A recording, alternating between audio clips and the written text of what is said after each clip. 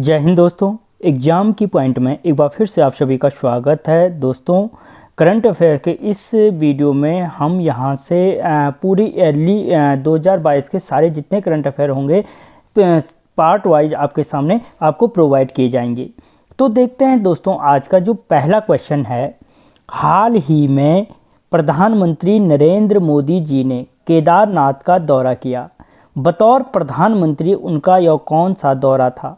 तो दोस्तों, जो हाल ही में जो केदारनाथ का पार्ट बंद होने से पहले प्रधानमंत्री नरेंद्र मोदी जी ने केदारनाथ का जो दौरा किया था, केदारनाथ की जो यात्रा की थी, वहाँ पे उनका ये कौन सा था? छठवां दौरा था बतौर प्रधानमंत्री। बाकी उन्होंने प्रधानमंत्री बनने से पहले कभी तपस्या की ही नहीं की, वो जाने तो, लेकिन बतौर प्रधानमंत्री उनका ये क्या था? छठवां दौरा था। दोस्तों, बतौर प्रधानमंत्री श्री नरेंद्र मोदी जी का ये कौन सा था? छठवां दौरा था। और अगर पूछे कि बद्रीनाथ धाम में उनका ये कौन सा दौरा था, तो बद्रीनाथ धाम का उनका दूसरा दौरा था, जबकि माणा में उनका ये प्रथम दौरा था। ठीक है। और इस दौरान प्रधानमंत्री मोदी जी ने क्या किया कि 1267 करोड़ रुपए की लागत से बनने वाले 9.7 किलोमीटर लंबे गौरीकुंड से केदारनाथ रज्जू मार्ग रोपवे का शिलान्यास किया। दोस्तों, क्वेश्चन पूछा जा सकता है कि गौरीकुंड से केदारनाथ तक कितने किलोमीटर का लंबा रज्जू रोपवे बनेगा? तो 9.7 किलोमीटर का क्या बनेगा? लंबा गौरीकुंड केदारनाथ रज्जू मार्ग रोपवे का निर्माण किया जाएगा। ठीक है। बद्रीनाथ की दूसरी यात्रा, केदारनाथ की छठवीं, माणा की प्रथम, 9.7 किलोमीटर का रज्जू राजमार्ग बनाया जाएगा। दोस्तों, अगर आप नए हो तो चैनल को सब्सक्राइब करें, वीडियो को लाइक करें। अगर आप लाइक से और दोस्तों के साथ शेयर करते रहो, अच्छा रिस्पांस मिलेगा, पूरे फटाफट वीडियो लाता रहूँगा। अगला क्वेश्चन, नई शिक्षा नीति 2020 का शुभारंभ करने वाला उत्तराखंड कौन सा राज्य है? तो दोस्तों, नई शिक्षा नीति 2020 का शुभारंभ करने वाला उत्तराखंड प्रथम राज्य है। और दोस्तों, जो ये नई शिक्षा नीति लागू करने वाला उत्तराखंड देश का क्या है? प्रथम राज्य है। और जो ये नई शिक्षा नीति 2020 को है, इसका जो शुभारंभ किया वो किसने किया? तो केंद्रीय शिक्षा मंत्री, कौन है हमारे केंद्रीय शिक्षा मंत्री? धर्मेंद्र प्रधान ने शुरू किया।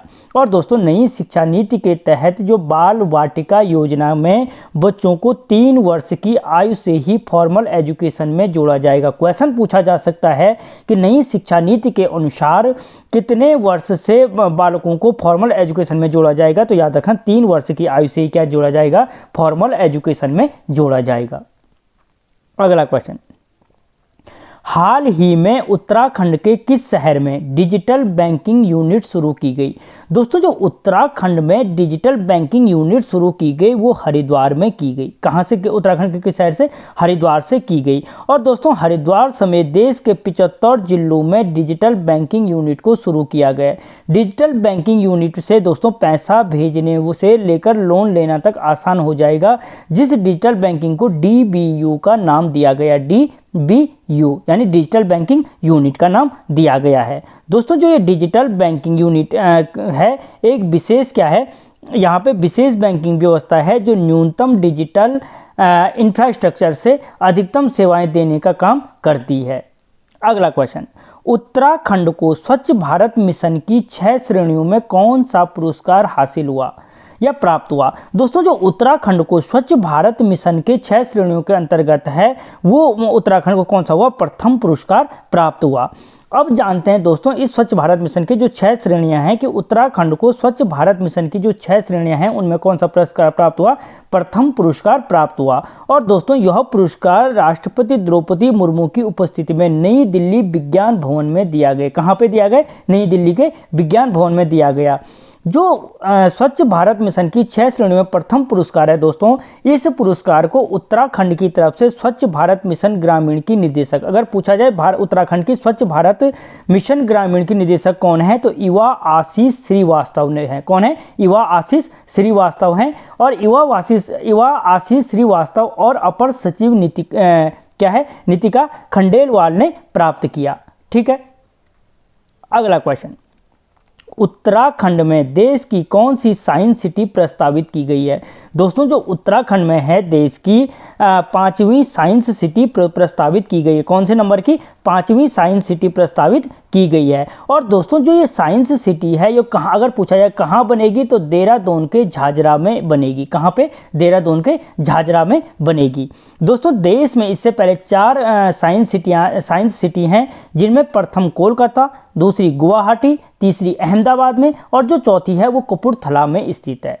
ठीक है, 4 कौन कौन बोली? कोलकाता, गुवाहाटी, अहमदाबाद और कपूरथला में स्थित हैं। अगला क्वेश्चन दोस्तों, हाल ही में राज्य की किस पर्वतारोही का निधन हुआ? दोस्तों जो हाल ही में पर्वतारोही का निधन हुआ है दोस्तों, वो थी सविता कंसवाल। दोस्तों हाल ही में सविता कंसवाल का निधन हुआ, जो 4 अक्टूबर को डोकरान बमक ग्लेशियर के निकट, ठीक है, जो डोकरान बमक ग्लेशियर के निकट एवलॉन्च दुर्घटना में हुआ था। पूछा जाए किस पे हुआ? तो एवलॉन्च दुर्घटना में हुआ था। दोस्तों सविता कंसवाल 41 पर्वतारोही दल की हिस्सा थी। किसकी? 41 पर्वतारोही दल की हिस्सा थी, जो दल द्रौपदी का डांडा कहाँ है? उत्तरकाशी से लौट रहा था।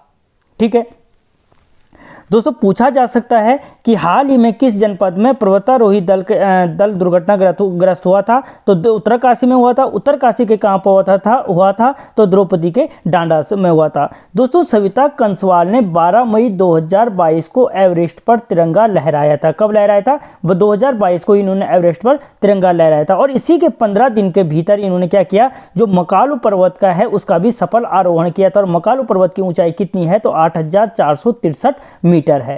ठीक है दोस्तों, सविता कंसवाल ने 2021 में माउंट लोहोत्से चोटी, जिसकी ऊंचाई 8516 मीटर है, पर तिरंगा लहराया था। और दोस्तों माउंट लोहोत्से चोटी पर तिरंगा लहराने वाली देश की दूसरी महिला पर्वतारोही बनी थी। कौन? सविता कंसवाल। ठीक है, देश की दूसरी पर्वतारोही कौन थी? सविता कंसवाल थी, जिसने माउंट लोहोत्से चोटी पर तिरंगा लहराया था। अगला क्वेश्चन, हाल ही में विख्यात हिंदी साहित्यकार शिखर जोशी का निधन हुआ। दोस्तों अगर पूछा जाता है कि हाल ही में राज्य के किस विख्यात हिंदी साहित्यकार का निधन हुआ, तो शेखर जोशी का निधन हुआ। और इनका संबंध किस जनपद से था? तो दोस्तों जो साहित्यकार शेखर जोशी थे उनका संबंध अल्मोड़ा जनपद से था। कहाँ से था? अल्मोड़ा जनपद से था। दोस्तों हिंदी साहित्यकार शेखर जोशी का जनपद संबंध कहाँ से था? अल्मोड़ा जनपद से था। और दोस्तों जो इनका जन्म था वो अल्मोड़ा के ओरिया गाँव में हुआ था। कहाँ पे? अल्मोड़ा के ओरिया गाँव में हुआ था। कब हुआ? तो 10 सितंबर 1932 को हुआ था।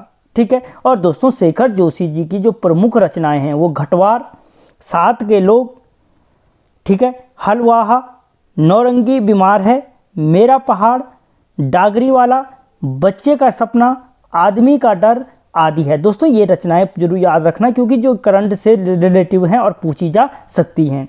और दोस्तों हाल ही में जो साहित्यकार शेखर जोशी जी हैं उनको 29 सितंबर 2022 को विद्यासागर नौटियाल सम्मान से प्रदान किया गया। अगर पूछा जाए कि विद्यासागर नौटियाल 2022 से किसे सम्मानित किया गया, तो साहित्यकार शेखर जोशी को सम्मानित किया गया। अगला क्वेश्चन, 36वें राष्ट्रीय खेलों में उत्तराखंड को कौन सा स्थान प्राप्त हुआ? दोस्तों जो 36वें राष्ट्रीय खेल हैं उसमें उत्तराखंड को 26वां स्थान प्राप्त हुआ। कौन सा? 26वां स्थान प्राप्त हुआ, जो बहुत बुरी दशा है। ठीक है, 26वां स्थान प्राप्त हुआ। दोस्तों जो ये 36वें राष्ट्रीय खेल हैं में उत्तराखंड को क्या हुआ? 26वां स्थान प्राप्त हुआ। और जो ये 36वें राष्ट्रीय खेल हैं दोस्तों ये गुजरात में हुए थे। अगर पूछा जाए 36वें राष्ट्रीय खेलों का जो 36वें राष्ट्रीय खेल थे उनका आयोजन कहाँ पे किया गया? तो दोस्तों गुजरात में किया गया। और कब किया गया? तो 29 सितंबर से 12 अक्टूबर तक किया गया। ठीक है दोस्तों, यहाँ पे जो ये गुजरात में 36वें राष्ट्रीय खेल संपन्न हुए, राज्यों को कुल 18 पदक प्राप्त हुए। कुल कितने पदक प्राप्त हुए? 18 पदक। 36वें राष्ट्रीय खेलों में एथलेटिक्स में उत्तराखंड की पायल ने राज्य को पहला और एकमात्र स्वर्ण पदक दिलाया। दोस्तों जो 18 पदक प्राप्त हुए उनमें से एकमात्र स्वर्ण पदक प्राप्त हुआ राज्य को, जो किसने दिलाया था? पायल ने दिलाया था। और पूछा जा सकता है कि पायल का संबंध किस जनपद से है? तो उधम सिंह नगर से क्या है? संबंधित है। कौन? पायल का संबंध कहाँ से है? उधम सिंह नगर से है। और दोस्तों 36वें राष्ट्रीय खेल में मैंने कहा कि उत्तराखंड को 26वां स्थान प्राप्त हुआ। जो प्रथम स्थान प्राप्त हुआ वो सर्विसेज को हुआ। किसको? सर्विसेज। और सर्विसेज का मतलब है दोस्तों इसमें सारी जो वायुसेना है, थल सेना है, नौसेना के जो हमारे जवान हैं वो भाग लेते हैं, उनको क्या हुआ, प्रथम स्थान प्राप्त हुआ। लेकिन अगर राज्यों की बात करें तो राज्यों में प्रथम स्थान महाराष्ट्र को, द्वितीय हरियाणा को, तृतीय कर्नाटक को प्राप्त हुआ। यानी गुजरात में आयोजन, महाराष्ट्र को प्रथम, 26वां स्थान उत्तराखंड को, कुल 18 पदक मिले, 1 स्वर्ण पदक मिला। ठीक है, अगला question, track of the year 2022 किसे घोषित किया गया। दोस्तों जो ट्रैक ऑफ द ईयर घोषित किया गया वो पिंडारी ग्लेशियर और बागची बुग्याल दोनों को क्या क्या, ए और बी दोनों, यानी ऑप्शन सी सही हो जाएगा। इनको ट्रैक ऑफ द ईयर घोषित किया गया। दोस्तों जो ट्रैक ऑफ द ईयर 2022 घोषित किया गया वो पिंडारी ग्लेशियर कहाँ पे है, बागेश्वर में, और जो बागची बुग्याल है वो कहाँ है, चमोली में है, घोषित किया गया। और दोस्तों जो ये घोषणा की ये आपके पर्यटक मंत्री सतपाल महाराज ने की। किसने की, पर्यटक मंत्री सतपाल महाराज ने। अगला क्वेश्चन, हाल ही में best film friendly special mention award किस राज्य को दिया गया। दोस्तों जो हाल ही में best film friendly special mention award दिया गया वो उत्तराखंड राज्य को दिया गया। और दोस्तों किस राष्ट्रीय फिल्म पुरस्कार समारोह में दिया गया, तो 68वें राष्ट्रीय फिल्म पुरस्कार समारोह में राष्ट्रपति द्रौपदी मुर्मू ने दिल्ली में आयोजित समारोह में क्या किया, उत्तराखंड को best film friendly special mention award से सम्मानित किया। ठीक है, तो दोस्तों यहाँ पे हमने इन 10 क्वेश्चनों को डीपली जाना। इससे आगे के क्वेश्चनों को अगले पार्ट में कवर किया जाएगा। चैनल को सब्सक्राइब करें, वीडियो को लाइक और शेयर करें, जिससे मैं आगे क्वेश्चन लाता रहूँ।